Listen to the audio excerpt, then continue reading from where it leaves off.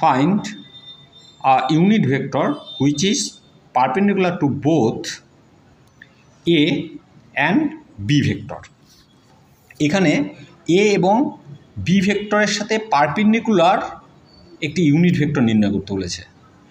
তা আমরা জানি যে দুটো ভেক্টরকে ক্রস প্রোডাক্ট করলে যে ভেক্টরটা পাই সেই ভেক্টরটা ওই দুটো ভেক্টরের সাথেই পারপেন্ডিকুলার হয়। তাহলে এক্ষেত্রে আমাদের করতে হবে যে দুটো ভেক্টর দেওয়া আছে তাদের ক্রস প্রোডাক্ট করতে হবে।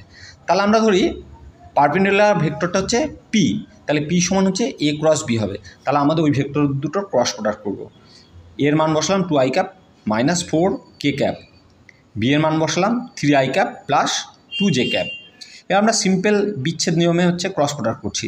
তাহলে 2i cap cross 3i cap plus 2j cap একটা পার্ট হলো, minus 4k cap in cross 3i cap plus 2j cap. এবার পার্ট করে আমরা ক্রস প্রোডাক্টগুলো করছি। এটা লেন্দি ওয়েতে আমরা ক্রস প্রোডাক্ট করছি, পরে সিম্পল ওয়েতে করব। তাহলে আই এর সাথে আই ক্রস প্রোডাক্ট করলে 0 হবে, তাহলে এই টার্মটা আমাদের ধরার দরকারই নেই। আবার আই এর সাথে জে ক্রস প্রোডাক্ট করলে এই যে আমরা অ্যান্টি ক্লকওয়াইজ ঘুরছি, আই ক্রস জে তাহলে আসবে কে ক্যাপ, আই ক্রস জে করলে কে ক্যাপ আসবে। তাহলে এটা আমাদের আসছে 2 × 2 হচ্ছে 4 আর আই ক্রস জে হচ্ছে কে ক্যাপ এলো।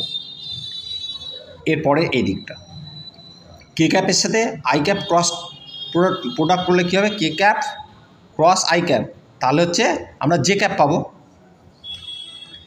তাহলে এখানে 3 × 4 = 12 minus sine minus J cap. আবার কে ক্যাপের সাথে জে ক্যাপের ক্রস, এইখানে রোটেশনের দিকটা উল্টে গেল। আমরা যে সেন্সে করছিলাম অ্যান্টি ক্লকওয়াইজ সেই সেন্সে নেই, কে ক্রস জে। তাহলে হচ্ছে আমরা যদি জে ক্রস কে করতাম তাহলে পজিটিভ আই ক্যাপ আসতো, যেহেতু উল্টে দিকে আমরা ক্রস প্রোডাক্টটা করছি তাহলে মাইনাস আই ক্যাপ আসবে। তাহলে কে ক্রস জে হচ্ছে মাইনাস আই ক্যাপ, আর এখানে একটা মাইনাস আছে, 4 × 2 = 8, মাইনাসে মাইনাসে প্লাস হয়ে গেলো, প্লাস 8 আই ক্যাপ হলো। তাহলে টোটাল ভেক্টরটা আসলে পি হচ্ছে এটা, এই ভেক্টরটা এলো।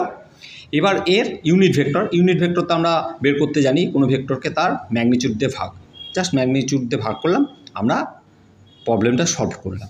এবার হচ্ছে আমরা সিম্পল ওয়েতে এই ক্রস প্রোডাক্টটা করার চেষ্টা করব। তাহলে আমরা I cap J cap K cap লিখে নেব। লিখে নেওয়ার পর এ ক্রস বি বলা হয়েছে, তাই এ ভেক্টরের আই ক্যাপ এবং কে ক্যাপের কোফিসিয়েন্টগুলো ঠিক আই ক্যাপ কে ক্যাপের নিচে লিখব। আই ক্যাপের কোফিসিয়েন্ট 2 আছে তাই 2 লিখলাম, কে ক্যাপের কোফিসিয়েন্ট -4 আছে -4 লিখলাম। একইভাবে বি ভেক্টরের